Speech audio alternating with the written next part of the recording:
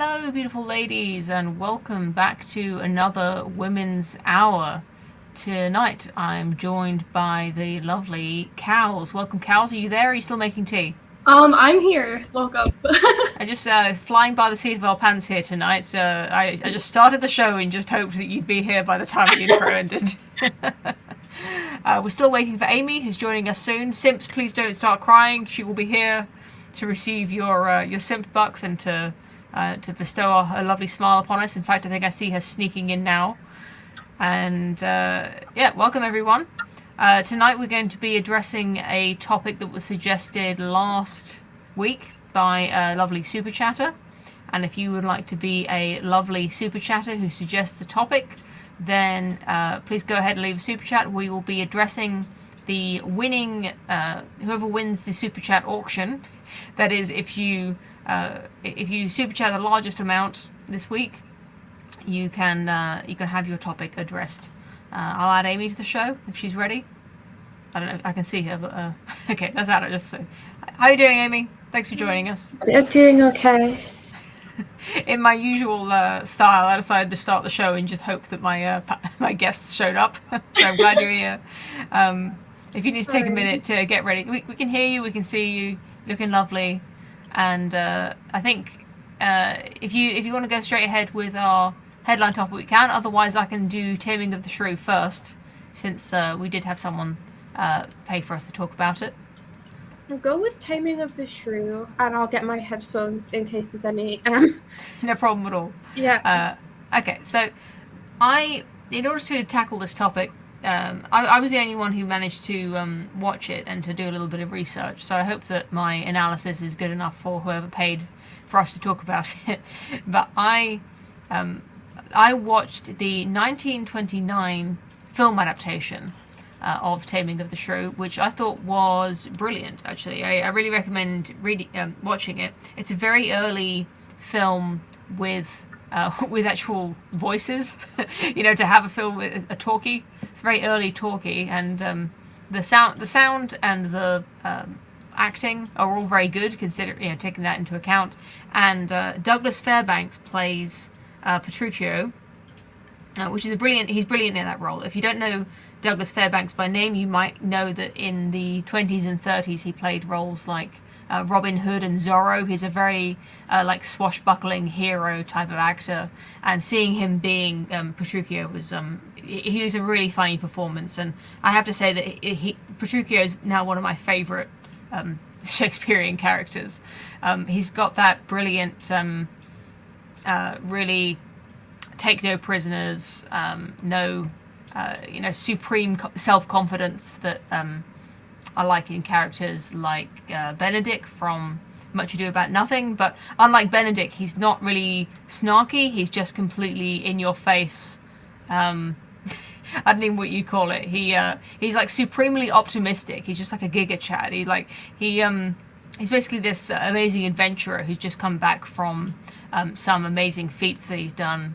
And he finds out that there's this woman, Catherine, whose dad desperately wants her to get married, and there's this huge dowry for her, and she's got an attitude problem, and he thinks that getting married to this shrew of a woman, Catherine, once he's dealt with all of these, he's fought these huge battles and overcome these great adversities, like how much trouble could just a little wife like Catherine really how much trouble can she be compared to what he's gone through already? And he sort of just dives right in there. He meets her for the first time. She's just put the head of her music teacher through a lute in some very Animal House fashion. And she's just terrorizing everyone around her and her family. And he proposes to her. In fact, he doesn't propose to her. He just tells everyone they're going to get married that weekend. And instead of contradicting him and telling everyone that he's lying, she goes along with it. It's not exactly explicitly stated why such a tempestuous, lusty wench, as she's called in the in the film. They call her a lusty wench. It's not clear why exactly she goes along with it, but this is really the first suitor that she's ever had. So it's possible she just feels a bit flattered and doesn't really know exactly what to do. So she goes along with the wedding. They get married, and he puts her through hell in order to tame her. He actively dedicates the start of their marriage to getting her under control by basically torturing her. It's a very problematic play. They really pull no punches, and I think Shakespeare is wonderful at. He understands human nature in a way that always feels very fresh. Like, he doesn't feel old-fashioned and stuffy. Like, Shakespeare always gets men right and he gets women right. And this wonderful fight that goes on between Petruchio and Catherine is really funny, and it's very kind of true to this certain type of character. This very argumentative woman who doesn't want to. She won't even give an inch, and this guy. He just commits himself to really whipping her into shape. He doesn't give her any room to fight him. He just showers her with aggressive love. Basically, he doesn't let her sleep. He doesn't let her eat. And then he tells her that the sun is the moon. He's basically gaslighting her, and it's really funny. He takes it everything's so extreme in this play and in the film. Really wonderful to say. I hope I've summed it up to the satisfaction of people who are familiar with the play. I really suggest people. Sorry, go on. So actually, how old is she? Because to me, Shrew suggests an older woman. She has that older woman energy. I think she's an unmarried woman. She's the older sister of Bianca, who's considered to be an extremely beautiful, marriageable woman. So I imagine Bianca's an early 20s, and she might be late 20s at the oldest.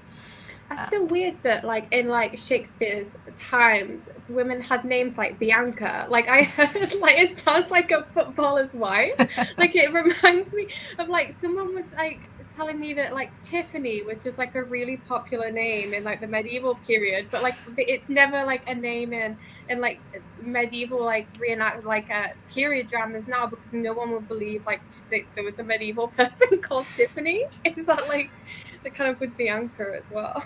I know exactly what you mean. Yeah, I think it's supposed to be set in Spain, I believe. So that's why we've got names like Petruchio. Catherine Baptista is her full name. Catherine and Bianca Baptista. I've written down here, lusty wench. She once she sort of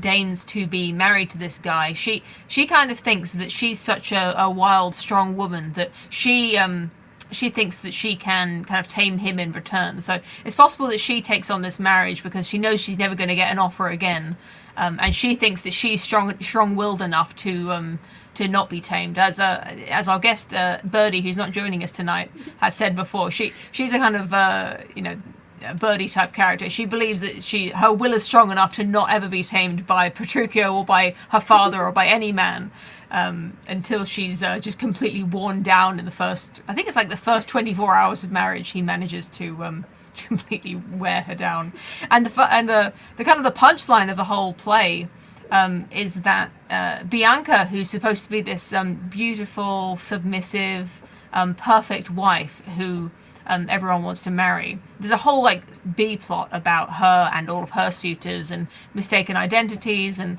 that music tutor who I talked about before. He's just pretending to be a music tutor, and he's actually her preferred suitor.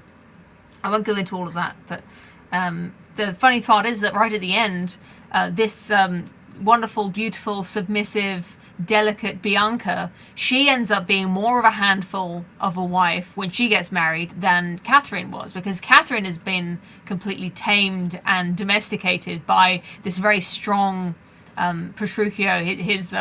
His gaslighting and his abuse have molded her into this perfect wife, and Bianca, she turns out to be a real harridan in comparison, because her husband is so besotted with her that he has no idea how to control her, and as soon as they're married, she starts to go off the rails. And I think it's a really lovely story. The feminists have a real difficult time understanding exactly what Shakespeare was doing with that play. I think there's no spin on Taming of the Shrew that makes Petruchio seem like a forgivable character, let alone a sympathetic one. But I think if you understand what's going on, and the reason that I think this was suggested is that last week I brought up shit testing, and I'm sorry to use the to use swear words starting with S on Women's Hour, but it's a great term for what I believe is a real phenomenon where women will act that they'll behave poorly. They'll be wild and tempestuous, and they'll be loud and argumentative, not intentionally seeking out a man, but more in a kind of, in some sense, it's like they're waiting for a man who's equal to them and better than them.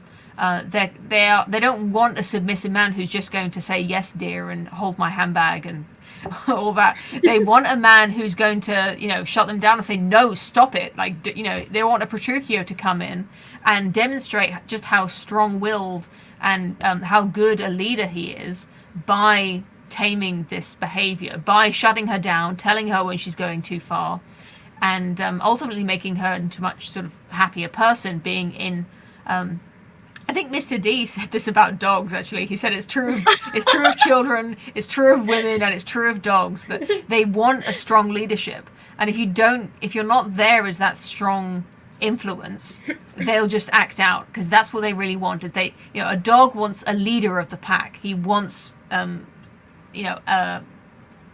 leader to look up to. Someone to keep him in line. And it's the same with a woman looking for a husband. She wants someone to lead her, and your children are looking for a role model and a strong guiding hand to keep them in line. That's one way of thinking about it anyway, and I think I wouldn't like to go so far as to say that I understood exactly what Shakespeare was doing in his plays, or in this one indeed. I think that he's such a good judge of character and the way he writes his characters and understands human nature that I wouldn't even like to start to guess at all of the nuances and the layers of exactly what he's doing in this play or any other play. Anything about that? Cows, you want to say anything about submissive wives and shit testing? I was going to say, what you were just saying there about how he was writing that sort of character development thing. It was a very similar conversation we were having, I think, on an earlier Women's Hour about how women seek out something that is less or more or equal to what they perceive themselves as in terms of intelligence, in terms of leadership, in terms of just like that kind of stuff. And another thing is that, particularly about Shakespeare, Pat will probably yell at me from the other room if I'm quoting this incorrectly, but he was saying in a discussion we were having a few nights ago that he wrote for everyone. He wrote for the commoner, he wrote for the high class, and I feel that a lot of his plays that I've seen, adaptations, it's all very relatable experiences. Not, obviously they're plays, they have to be interesting, but when it's just about the character, who they are, I believe that it's very relatable in a lot of ways, and the way that you're talking about it makes it seem like this is one of those plays as well. Yeah, I think so. I'm just reading the chat here, and I of course was going to mention 10 Things I Hate About You, with Heath Ledger being very dreamy in that role as a extreme bad boy. It's set in a high school, of course, and Heath Ledger plays this kid who everyone says he's been to jail, like he's a real I don't know what you'd call it, like he's a tough guy in school, like he has no friends, everyone's really scared of him, and when it comes to Catherine, or I think she's called Kate in it, they need someone to take out this lusty wench to go on a date with her, so that her little sister, beautiful Bianca, can go to the prom. They both need a prom date. That's like their dad's rule. It's like the version, the high school version of marriage is like the prom. So Bianca can only go to the prom if Catherine goes. So she needs a date. So they get Heath Ledger to take her out, and I mean it's sweet in its own way. I think it's a bit too soppy for me. Some people like it, and that's fine. I don't. The thing is that knowing now what the Taming of the Shrew is really about, I think they take out all of the teeth. Everything that's really like biting and what makes the Taming of the Shrew really interesting. They kind of take out all of that, and it's basically just like a bad boy, strong-willed woman pairing. And then she like writes this poem, and she's like reading out in class, and it's like it's so soppy. I hate it. I hate the ending of that film, to be honest. I've never seen it. Is it like a modern adaptation of? Yeah, absolutely. Like inspired by it, right? Yeah, so it's not even. It's called 10 Things I Hate About You, which only kind of sounds like it kind of rhymes with the Taming of the Shrew. I don't know if they did that on purpose, but yeah, 10 Things I Hate About You is that's the name of the poem she writes about Heath Ledger's character, and Heath Ledger is really dreamy in that film. I'm not gonna try and deny that. He makes a good character. He's not really Petruchio though. Douglas Fairbanks is my only Petruchio. He's wonderful in that role. Seriously, just worth watching. It's on YouTube. I watched it off YouTube. It's an hour long. This 1929 version. Just a really funny performance of that really funny character. I hope AA is watching and that he approves of this adaptation, since he has a little something to say about Shakespeare often. I think that was all I wanted to say about that. So thank you very much for our super chatter last week who wanted to hear about about Taming of the Shrew. I'd love to do more film reviews, plays, books. Books are like take a while to read, so I don't know if we'll be able to read a whole book just off of one super chat, but certainly send them in and see if I can read the blurb. I can. I'll read the cliff notes and review those. It's like those YouTube videos that are like they're like infomercial ads. It was like how to read like 1,000 books a year, and it's like you don't actually read them, you just read a review of them. Read the first line for each chapter. And I was also watching Northman last night. It's extremely manly. That Northman film came out recently about Vikings? Yeah. That film is so cool. I've never seen such a cool film. If someone wants to give me a super chat to review that, I'd love to. Otherwise, it's a cool film is all you're going to hear about that. Some people said it was bad, but I thought it was brilliant. Love that. So shall we get on to our other topic of this week? Amy, if you're ready. Well, yeah, but first of all, Lumberg said, when do we get Mary Whitehouse? And the answer is next week. Either way, we're doing it next week, whether you're ready to or not, Amy. If you're not ready with your research, I'm just going to go ahead without you. Did you want to... I haven't got my notes ready, but we're trying something a bit more organised this week and having a proper kind of debate. But Amy and I, though we love each other very much, we got Mummy and Daddy are fighting this week, and we had a bit of a spat on Twitter. I should say not a real spat, but an intellectual conversation over Twitter, and it's really not the right forum for that. So I thought we could just bring it to Women's Hour instead. And it was sparked off, as so many things are on Twitter, by something that Academic Agent tweeted about. I don't know what he was responding to exactly, but he was trying to make the point that that social progress has nothing whatever to do with technological progress, and it's perfectly possible to have. I think that his example exactly was iPhones and combine harvesters without needing women's rights and everything that comes with that, and all other social progress and welfare system, schools, all of everything that we think of as social progress. We don't need any of these emancipations or social issues coming up.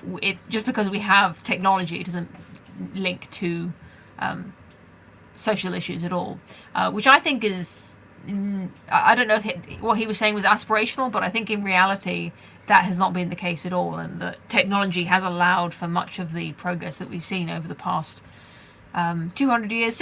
I think the Industrial Revolution has done a lot for women in particular, and also it just made, like, it just wouldn't be possible to even see men and women as even remotely the same thing if it weren't for living in a modern industrialized society. So that was the context. I'm not arguing with Amy there. That's something that came up sort of a little bit later. So I think that's my opening gambit. Would you say, Amy? Did you want to respond to that? Yeah. So you said that the thing that I responded to that you said was that you're right in practice, but in principle, a single mother can support a family on a full-time minimum wage. They wouldn't literally starve or go homeless without help the way they would have done. Women's wealth-creating potential is much more similar to men's now.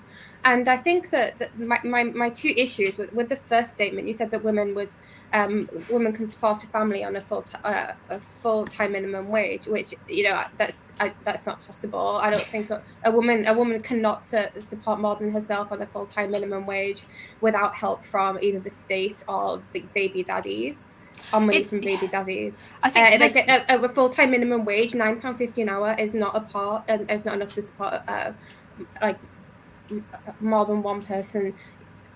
Realistically, it depends. It's really hard to untangle, just because we live in a society that has so much benefit systems, and we have free schooling, free childcare, pretty much from the age of 3 and up. It's so hard to even say what would be affordable or not if we didn't have all of these systems that help mothers and single mothers in particularly. We just don't know what it. Maybe we could compare it to somewhere else in the world. Well, I think it's possible that you might be right in that sense. Think about how much they would simply spend on rent a month. Someone earning £9.50 an hour. You're assuming they live on their own.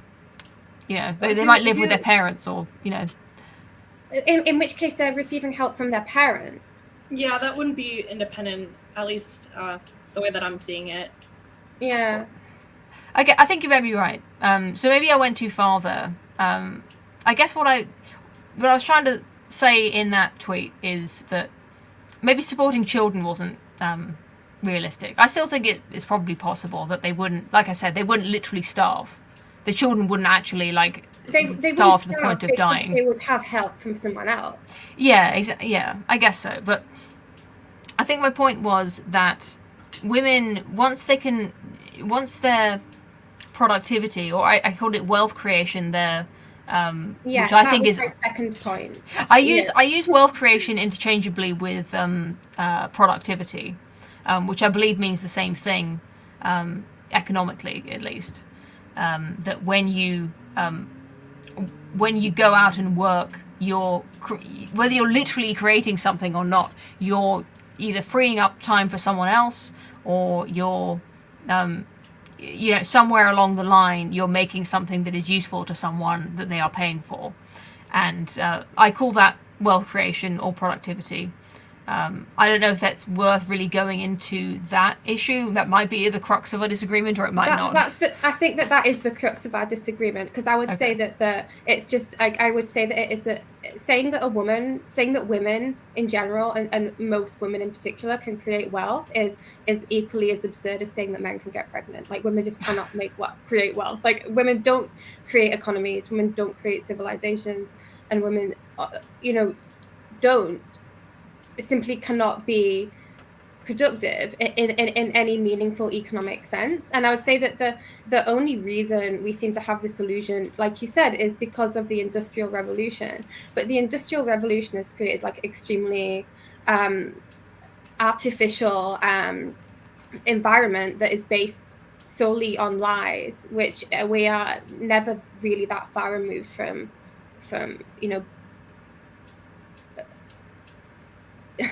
collapsing.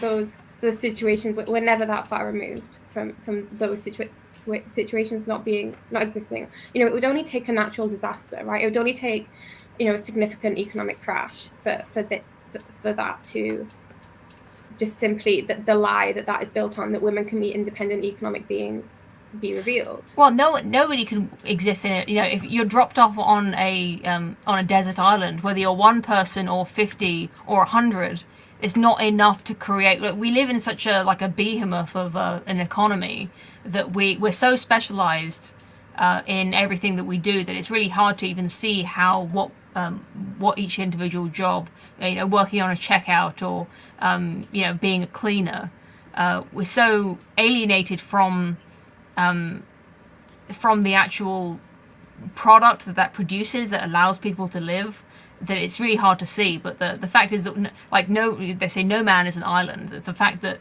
just because we live in an economy where we all are extremely dependent on one another, like hundreds and hundreds of people who go into creating our food, getting water into our taps, keeping the roof over our head, keeping the roads upkept, and all of these things. But I mean, I just wanted to... the desert island example. If you were to drop like a group of men onto a desert island and then a group of women onto another desert island, do you think there would be no difference in the results of those two desert islands? Of course, it would be different. Of a year or I think they'd both be. I think they'd be dead. I think both groups would be dead in 2 years, to be honest. But you don't think I mean, you're right. Would be, no, I think they'd be different. Obviously, they wouldn't do the same. The things that they would do would be different, and the outcomes would be different. Probably the men would live longer than the women. But that doesn't mean.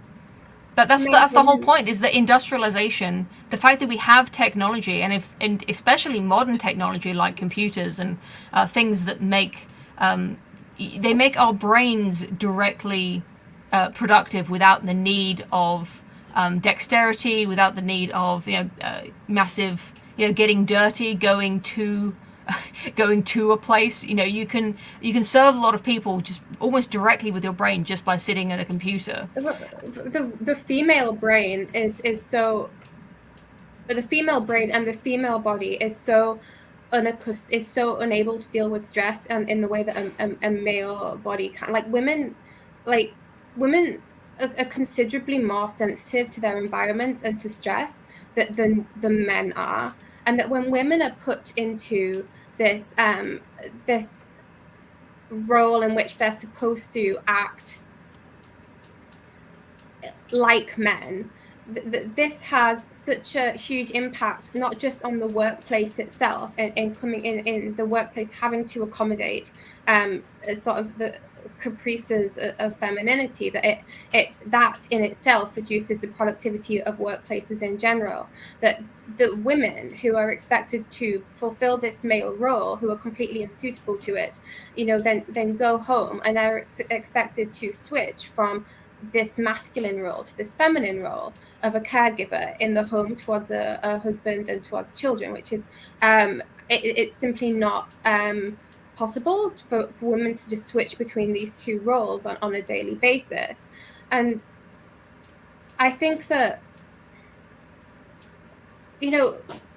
this creates levels of stress which are extremely detrimental to women, to the extent that being under a considerable amount of stress leaves you actually literally infertile.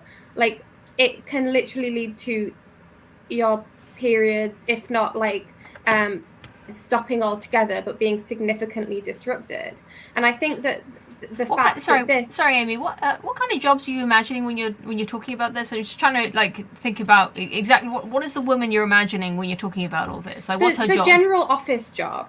It creates a level of dysfunction in a woman. I would say that the general office job, that carries home, and the impact that this has on in the home life, in the bringing up of children, and in the relationship with the man. This contributes to dysfunction on the part of the male, and then in the bringing up of children, and this leads to overall, because we have this lie that the industrial economy is intertwined with, that a woman can be an independent economic being and be as productive as a man and create wealth in the way that men can, that this leads to a general dysfunction of society, which means that society is less equipped to create wealth that is sustainable and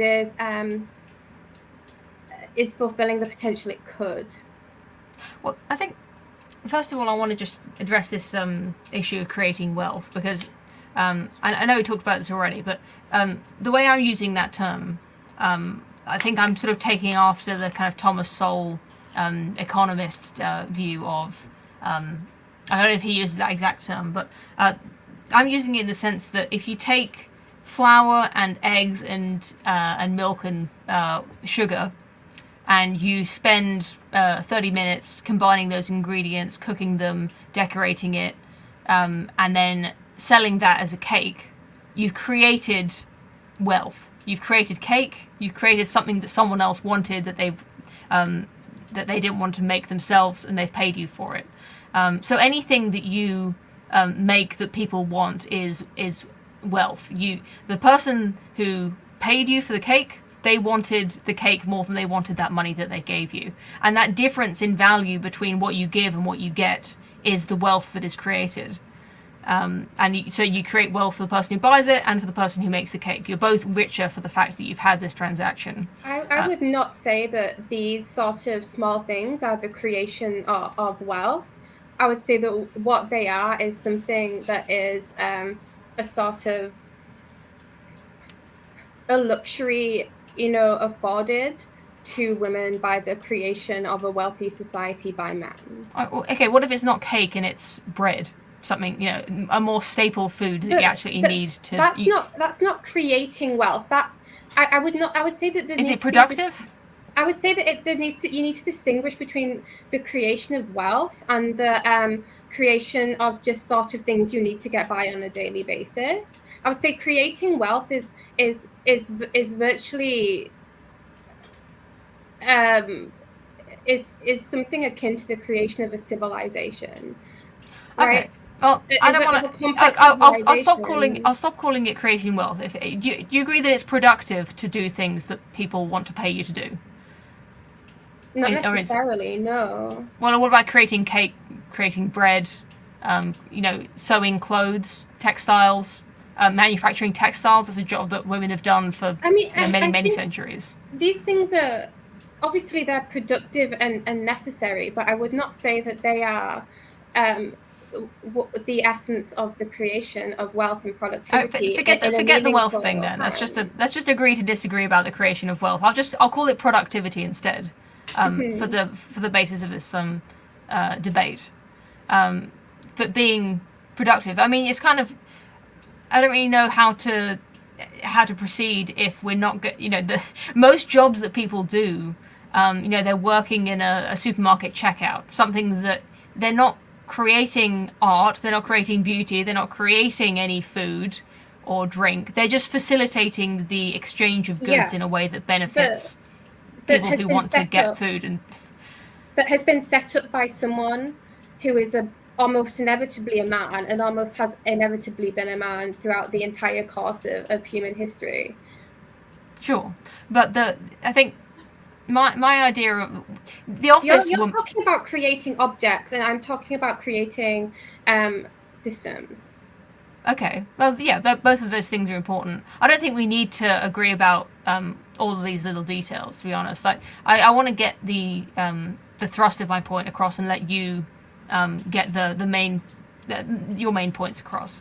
I think you definitely you're onto something.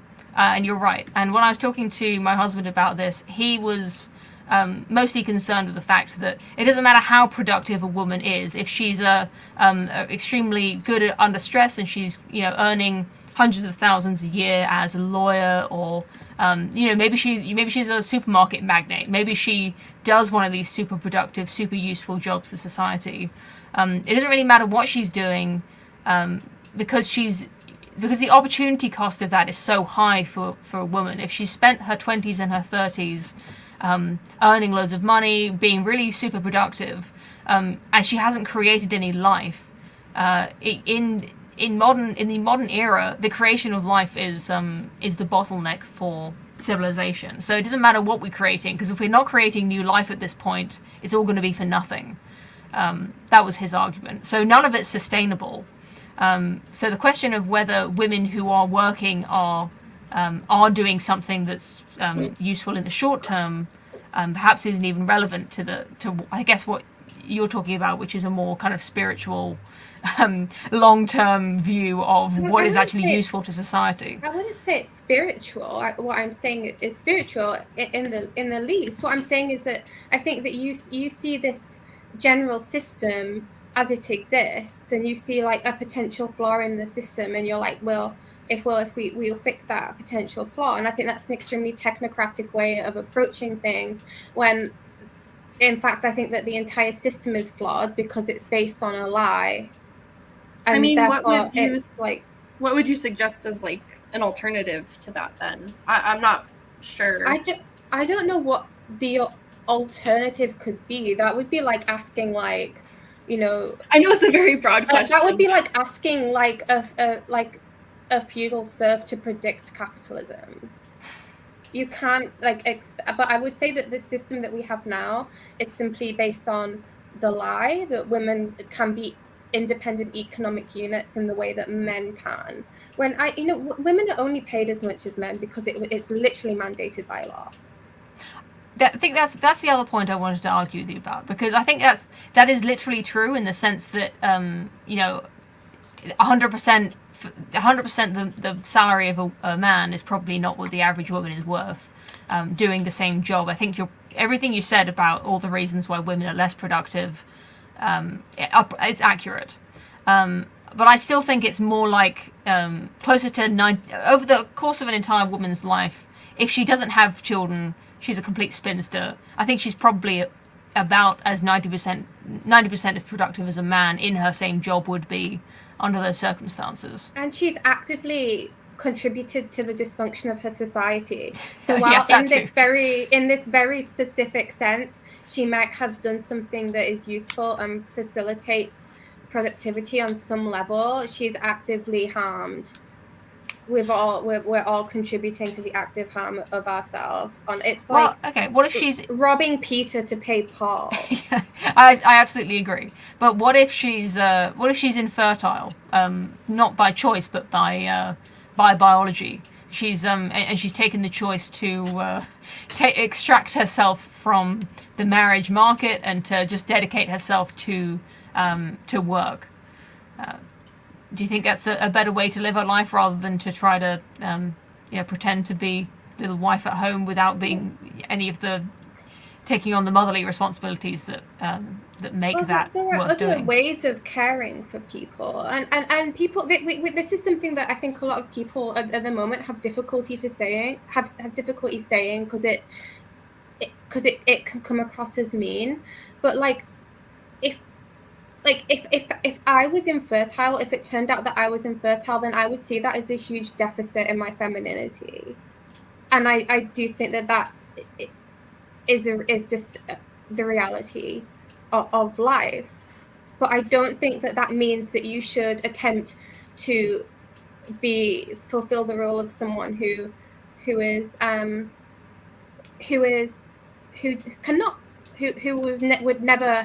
never intended to create babies. I would see the role. There is so many people to care for other than your own children.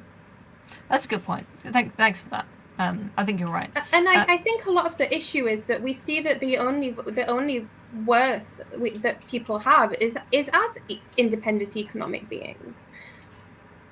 And that's trying to argue that women are just as can be just as almost equally as productive as men is it's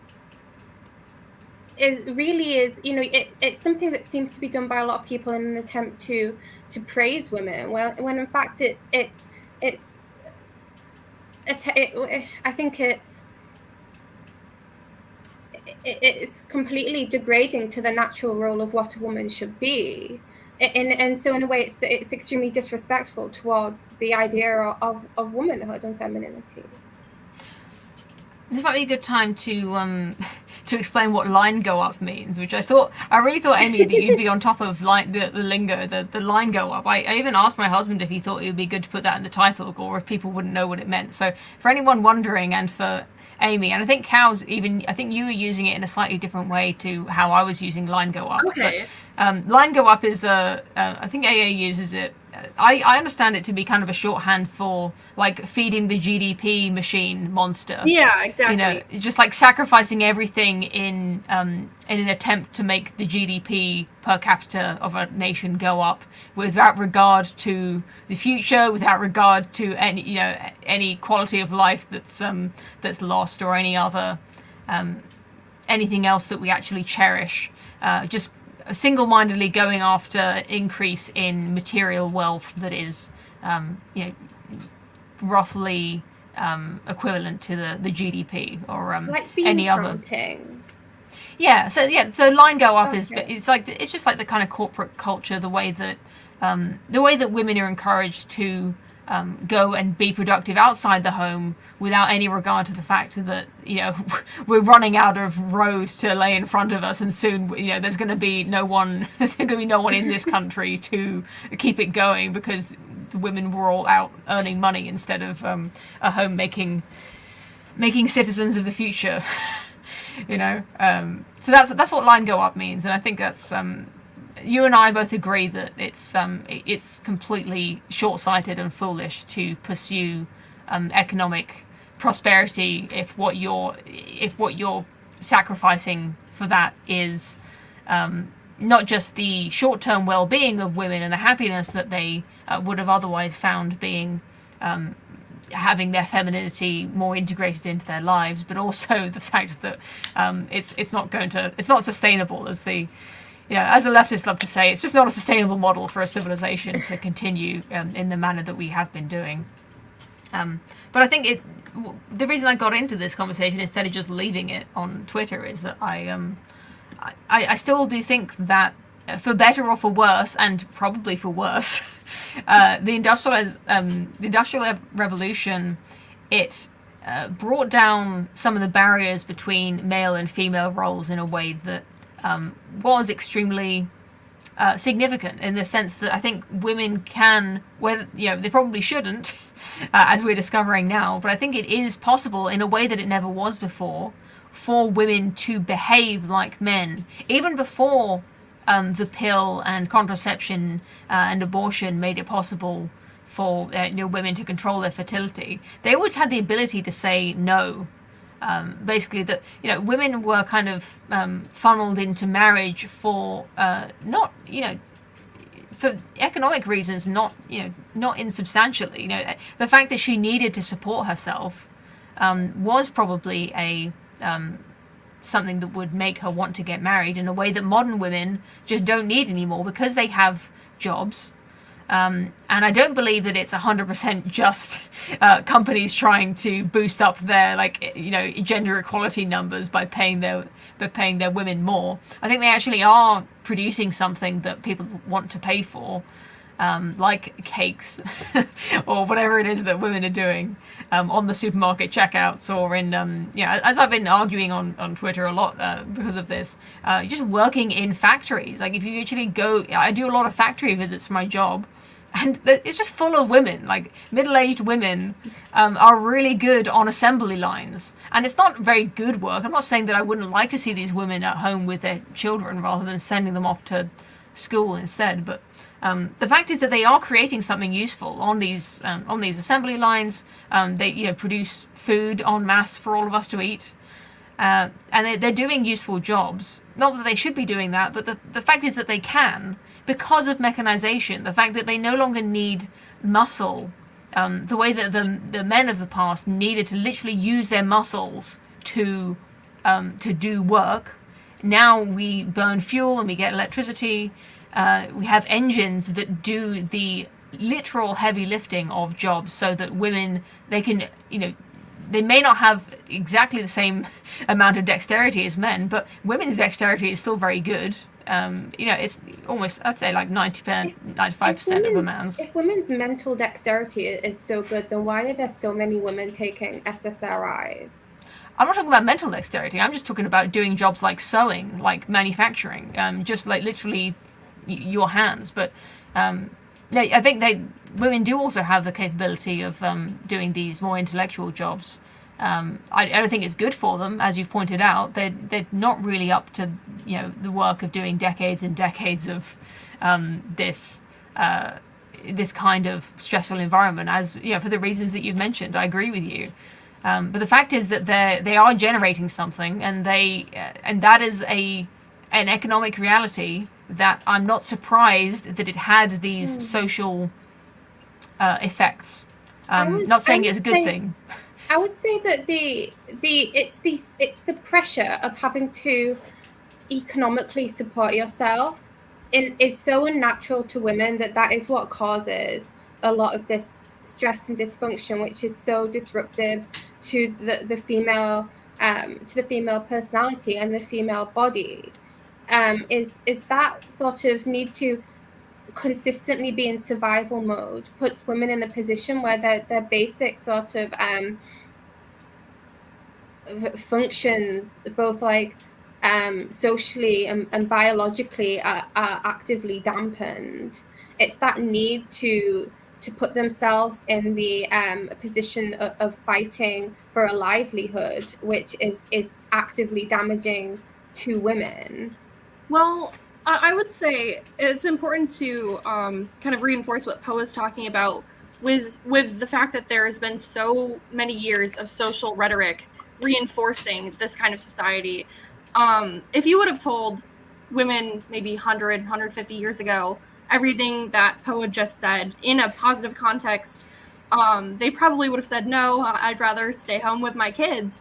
But there's been years and years of societal conditioning, of course, big things like women's rights movements, and with modern technology and social media, things like being a dog mom and being the cool aunt, and just not really feeling reinforcing in the feminine mind kind of unnaturally, oh, I don't need to have kids in order to make the line go up. So, and I think with Poe seems to think that the feminism came after the Industrial Revolution, whereas I would say that the Industrial Revolution was in part created by a certain shift in the ideas of what the endeavor of life is, which facilitated that, and which at the same time was already at the same time creating the sort of seeds that people are just sort of like, I guess, blanks, like the blank slate idea that people were just sort of autonomous rational beings. That is something that is ingrained into the sort of the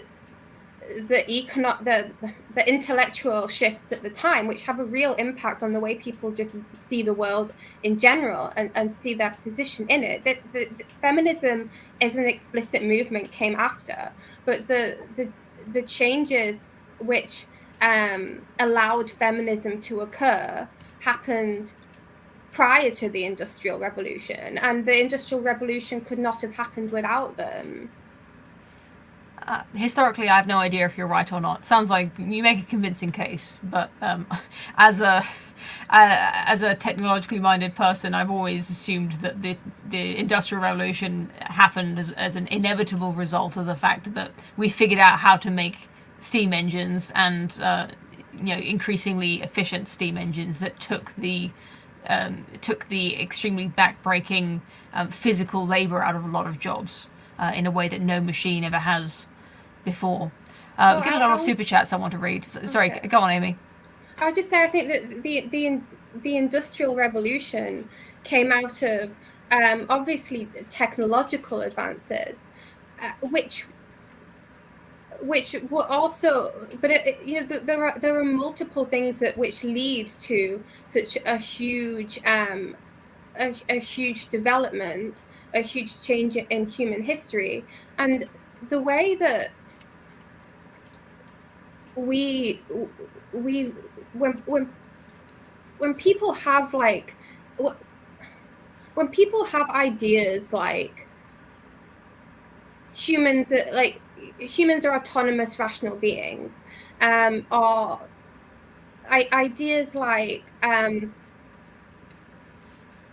the world we are not the center of a divinely ordained universe, but we are simply just like things on a rock spinning around space with no ultimate goal to it, then these things also have a huge impact on our pursuits and on our outlook.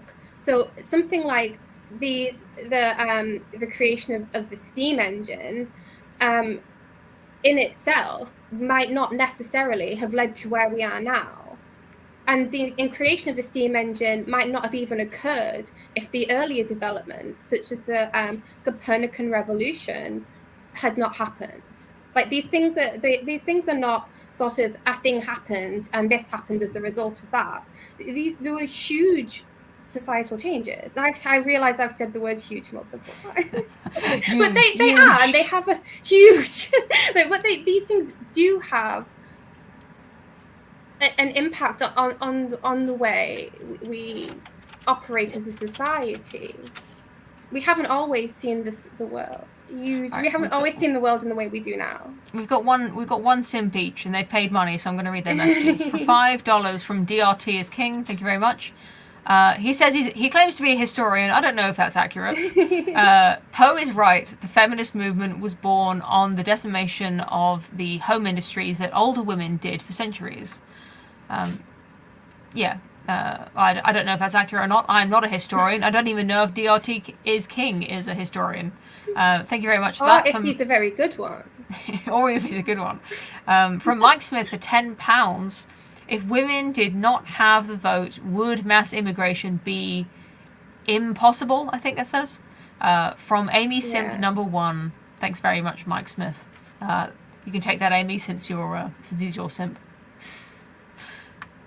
I don't know. I didn't think about migration when I was thinking about this. I don't know. Maybe. I don't know. Maybe just women. Maybe women just want loads of Tyrones because prosciuttos, whatever they're called, aren't stepping up. Prosciutto, yeah. No, disavow. I absolutely. I think if there is a female instinct in the mass immigration phenomenon, it would be very much based on the weaponized empathy, you could call it. But we all remember that little the little boy who was photographed on the beach after drowning during the crossing of the channel, and now instead of letting immigrants drown on the channel crossing, we now send boats out to meet them halfway and rescue them as they come to our shores. It's a real shame that probably, in fact, more people die because of this this overindulgence in empathy that results in completely changing circumstances that encourages people to make that incredibly dangerous crossing. Just one example of where women in particular, but also just democracy in general, fails to make good decisions that actually benefit. That it fails to do its own goals that it sets out to achieve is the thing. If what you want is to reduce the number of people dying as a result of crossing the channel, you completely failed even to do that. Unfortunately, the immigration policy was not made as a result of. It was not designed as a result of it being voted for. It was designed and then implemented without any input from voters. Yes, good point. I think there is that, and yet there's also they knew they could get away with it. If it makes sense, like they knew that even if the voters didn't ask for it, the voters wouldn't be so outraged as to actually change their mind. They knew that they could push the narrative hard enough that the voters wouldn't rebel at the next election. It's like we need people to rebuild our country after the Second World War, and obviously those people need to be from another place, inevitably, for some inexplicable reason. Probably because of the guilt. We did have a topic suggestion earlier in the form of a super chat. I'm going to keep scrolling until I find it. because I'm too... Okay, here we go. So this will be next week, unless someone wants to pay more than £25. Mary Whitehouse is next week. Yes, Mary Whitehouse is next week. You're correct. If we don't cover that, if we don't use an entire hour to cover Mary Whitehouse, we will be discussing: do children actually need school? What do they learn that they carry on in life? What can't they learn from the internet? Well, I think you really had me at the beginning and lost me at the end there. Yeah. But thank you very much. We did have an episode about homeschooling from our friend, I think it was Lady of Shalott, back when Women's Hour was on AA's channel. We had an episode all about homeschooling. I've been trying. I've only got a 2-year-old, but in anticipation of even seeing if homeschooling is going to be possible for us, we've been trying to teach her to read and to count numbers, and also just teaching her random stuff that she asks about. We were looking at like a map of the world and like pointing out. I was showing her where Africa is because we were watching The Lion King, and I wanted to show her where all the animals from The Lion King are from. This is where all the British people come from. Amy, then you know that all humans on Earth are descended from Africans. That's a geological fact. And as far as you know, Lion King might be set. That's what I love about The Lion King. You don't know when it's set. We know it's not set in the modern era, but it could be a post-apocalyptic film. I didn't tell that to my daughter, but I was thinking it when we watched it. Just imagine you telling your daughter that, and that grin she always has on her face, just like. Oh. Yeah, I teach her random stuff. Like she was asking about day and night, and I tried to like tell her about the sun and the Earth and the Copernican revolution, as Amy brought up earlier. It is quite hard telling a toddler that in fact you live on a ball and the sun does not rise and set, but actually is just an illusion created by the turning of the Earth. Oh dear, I get myself into such muddles trying to teach her things. And you'd be surprised how much of that they're able to retain at such a young age. Because if you reintroduce that to them at a later date, then they will probably remember a concept of it that they learned when they were younger. Yeah, exactly. I'm not expecting her to learn it the first time, but I'm expecting that next time that's introduced as an idea, she might get it a bit more than she would have if she hadn't heard about it before at all. So we might do some more about homeschooling, since we got a super chat about it. Mary Whitehouse takes precedent because it's been kicked down the road a few times now, and we're all very excited to talk about censorship and about what it means to create good art as well. I hope we'll get deeper into the conversation about whether you even need to have the kinds of things that Amy Whitehouse was standing up to, whether those things were ever really advantageous to include in art. That'll be a fun discussion. Maybe we'll argue with Amy some more. We'll see. I get the feeling that Amy and I might end up falling on slightly different sides of a lot of arguments in the future. So I hope you guys like watching us arguing. Well, I'm putting together the PowerPoint presentation. Wow. So that'll be a fun episode. And she had some great outfits, so I'm gonna have like a little outfit. You're gonna do a cosplay of Mary at the end. Brilliant. I love wish. it. Yeah, on the subject of Women's Hour, coming up is other topics. Maybe it's worth just reading out some of the things we were talking about. Amy, did you want to, since you were good enough to write down a list of all the many things that I keep forgetting to bring up. We're at an hour now, but we can always shove in a few more little things. Should I share the image that we would... I'll share that image. If you want to have a look, see what else I wanted to bring up, I'll bring up that image. Chicken Caesar salads, for some reason. Chicken Caesar salad, yeah. Well, look, somebody paid us a few weeks ago, and they asked us to share some of our easy, cheap recipes that we like to cook. So I was going to share, during this extremely hot weather, I was going to share my recipe for chicken Caesar salad, which is what we cook when it's too hot to really, put on the oven or to even, heat anything up. You just want to eat something kind of cool. I just cook some chicken and some bacon.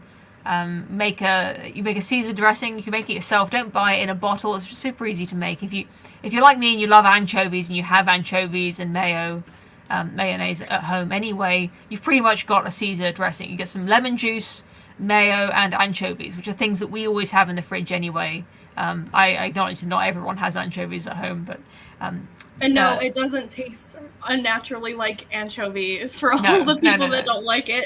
You just puree the anchovy into basically like as fine as you can get it, and it won't taste like anchovies. It's just lovely and savory and salty. It's so good. It's do good. you not think that mayonnaise is like a really like I want to know whose idea it was to say, you know, I'm gonna mix together oil, vinegar, and eggs and consume that.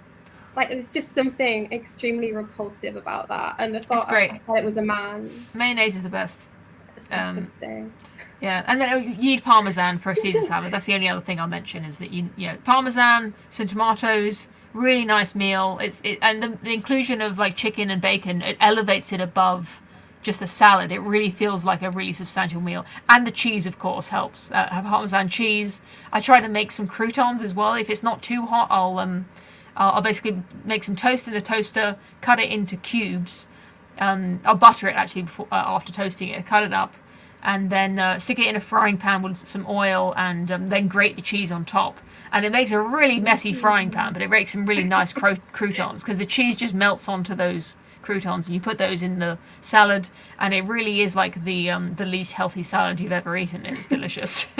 Would you put garlic on the croutons? Oh yes, sorry, we don't eat garlic in my house for stomach reasons, but I love the taste of garlic. I'm not a picky eater. It's just that it doesn't agree with certain members of the household, so we don't eat garlic. But you can, yes, garlic does usually go into a Caesar salad. You're right. Shall we share? I have one thing to share. There was that Amish man, that weird Amish man with his little PowerPoint, and he was sweating loads. I don't know who you're talking about, but I was you shared like a video. That guy, yes. Yeah. No, not that one. I wanted to share your image. Did you take this, Amy? Yeah. So I saw this when I was just I sort of walked past it, and I looked at it and walked past it and went, huh? And I like just sort of walked backwards. What on earth is going? I want to know how this came into being, if I'm honest. I'll read it for people at home. It's an A4 sheet of paper that's obviously been made in like Microsoft Word with like 2 lines of text and an image. And it says pedicure for man, not men, for man, just the one. For man, £25. Pedicure for women, £30. And there's a picture of it. Oh, look, I just noticed this. Look, can you see that? There's an X in the corner of this image indicating that this is someone took a screenshot of a Google Images. Right, there's 3 dots on the other side. And the breadcrumbs on this side. Amazing. They've taken a screenshot of a Google Images page with this man and this woman getting pedicures from 2 not Korean-looking ladies, which is not accurate in my experience. Is that it's Korean assuming ladies. that polish would be included for women? This was the debate. Why does it cost less for men when men have bigger feet? And I'll grocery. go in. Yeah, I feel like what I want to do is go into that salon and ask them to explain this on next week's Women's Hour. Invite them. Oh my god, please. Record their response. Write it down like a reporter. Yeah, it's the pink tax all over. This is what Pink News is always telling us about, and the feminists are always warning me about the pink tax, and I never thought it was real, but here we are. I think cows, you hit the nail on the head. I think the women are getting more of a treatment than men because societal norms say that a man should not have painted toenails, but he should have lovely clean polished toenails. But then it should say pedicure with nail polish, £30. Pedicure without nail polish, £25. Yeah. And it does not norms, cost yeah. like £5 to like use 2 feet's worth of nail polish. What do you think about a man getting a pedicure? Assuming there's no polish involved, what do you think about a man going in to get all his getting his nails all tidied up and cleaned and shaven? Would you be happy with your man doing that, Amy? No, I like scruffy men. I don't want a man to have any interest in his looks whatsoever. Bernard Black. I have gone to get pedicures with male friends before, and I do intend on taking Hat to get one at least once, just for the experience. Oh, you can give the pedicurist a wonderful lecture about literature. That'd be wonderful. Is that? Have you heard of Chesterton? I'd love that. Okay, I think that's all we've got time for this week. We've gone over an hour. I think I've read all the super chat. Oh, we have one from the English loyalist. You've not been forgotten, my friend. Oh, not you.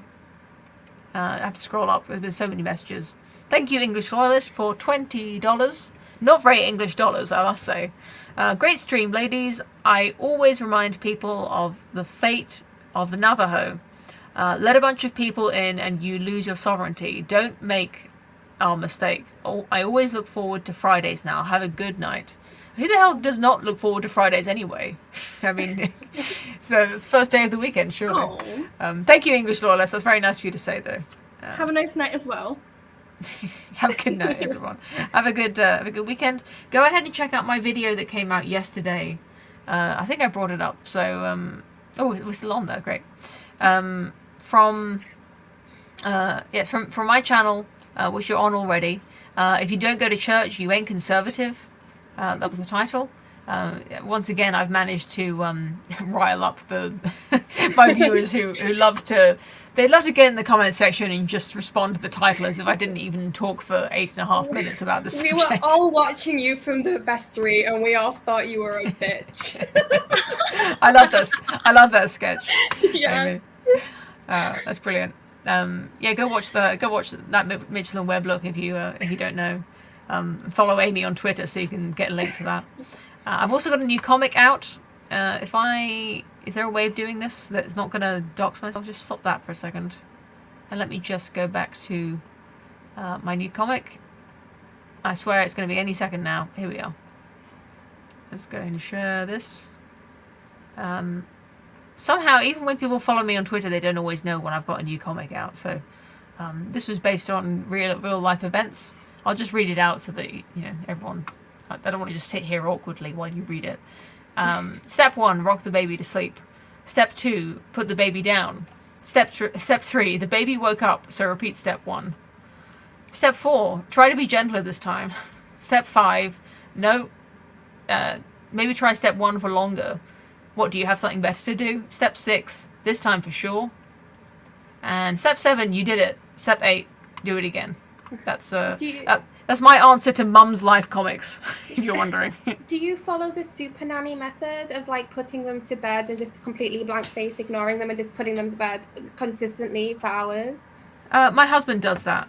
So I deal with the babies, but once I got too old, once the babies got too big for me to like literally physically restrain, it's so tiring having like a wriggling baby in your arms that men often end up taking over that role as bed putter. They're better at doing like the blank face thing anyway, like the no nonsense, like you're going to bed now kind of thing, which I think is how AA got lumped with the same job, as well as being like just physically bigger.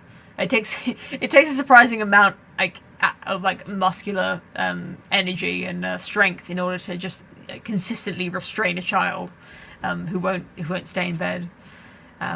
Sorry, there's a moth in here I keep waving at. The short answer is you'll have to ask him what the baby putting down method is. I only do the newborns when it's just a case of get them to stop crying, fall asleep. You gotta wait until they're asleep in your arms and then put them down without waking them up, which is what the comic was about. Or you could do the modern woman method of super nanny plus just strap them into a mamaru and just hope for the best. What is that? Is that a kind of swinging jig? It's like this automatic baby rocker thing. It looks very dystopian. Every time I see one of those automatic baby rockers, I think about Mary Harrington's term for like cyborg mothers. The fact that there's like so much technology that's tied up, that you can kind of offload some of the strain of motherhood, some of the work of motherhood to formula, bottles, to like white noise machines, to even just like rocking the basket is now replaced by a motor going turning a cam that like rocks the baby for you so you can leave the room. And I won't deny that it does make motherhood a lot easier, but there is something kind of creepy about like just offloading like all of the menial parts of motherhood to like put on some cartoons and let them drink the formula from the bottle while you go and do your Etsy shop or whatever it is women make money doing these days. Feels a bit, yeah, I understand why you think that's like. What do you think about like, when you see like the kids on leashes? Yeah, right. Like, We had a little leash for a while. Because I think like people think that that's like somehow like cruel or dehumanizing, but I kind of think it's like a kids kind of should be able to like run around a bit. Yeah, like your kid just walks around. To come back to Thomas Sowell, it's like compared to what? So a lot of people just strap their kids into a pushchair and remove all agency completely from the child, and they're just being pushed around in a trolley. So being on a leash, even though visually it looks much more kind of restraining than, it kind of it strikes you that way. I think there is a sense in which it's more freeing for the child if the alternative is just strapping them into a pushchair. But like if you live next to a busy road where cars drive more than 30, which we do, you probably need some way to restrain the child, whether it is like holding their hand with like an iron grip, which is what I do a lot of the time. Having them on a little leash rather than being like tied to your arm is one way to do that. So just so they won't like literally die when they run in the road. It's like like get lost. Getting lost. Most like kids are probably too afraid to run that far from their parents anyway. But in a shop, yeah, it's possible to get lost, definitely. So being on a leash, it's not my favourite thing. I'm not going to like tell women to do it or to not do it. To be honest, it's like it's so dependent on circumstances. I agree that the aesthetic of it is not very pleasing to me, at least. The visual of how it's the opposite of seeing the dog parents pushing their dogs in the little baby carriages. The opposite of that is seeing the parents who have their kid on a little dog leash. I think that's probably enough for tonight. Thank you for everyone who gave a super chat. Thanks for everyone who tuned in to watch, and a special big thank you to Amy and to Cows for joining me tonight for another week. Thank you for having me. Thanks to Birdie, who couldn't make it tonight, who is our usual co-host. We'll be eagerly awaiting her return in next week or the week after. Thank you everyone again, and